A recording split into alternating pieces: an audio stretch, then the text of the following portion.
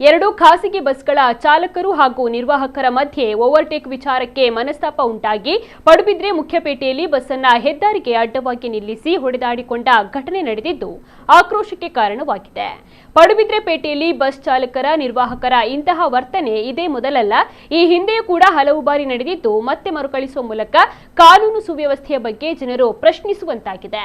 ಈ ಬಾರಿ ಬಸ್ ಚಾಲಕ ನಿರ್ವಾಹಕರ ದುರ್ವರ್ತನೆಯ ವಿರುದ್ಧ ಪೊಲೀಸರ ಮುಂದೆಯೇ ಸಾರ್ವಜನಿಕರು ಅಸಮಾಧಾನವನ್ನು ಹೊರಹಾಕಿದ್ದಾರೆ. ಘಟನೆಯಿಂದಾಗಿ ಕೆಲ ಹೊತ್ತು ರಸ್ತೆ ಸಂಚಾರ ಅಸ್ತವ್ಯಸ್ತಗೊಂಡಿತ್ತಲ್ಲದೆ ಸಾರ್ವಜನಿಕರಿಗೂ ಕೂಡ ತೊಂದರೆ ಉಂಟಾಯಿತು. ದರ್ಪ ತೋರಿದ ಬಸ್ ಚಾಲಕ ನಿರ್ವಾಹಕರಿಗೆ ಪೊಲೀಸರು ಎಚ್ಚರಿಕೆಯನ್ನು ನೀಡಿ ಕಳುಹಿಸಿದರು. ಪೊಲೀಸರ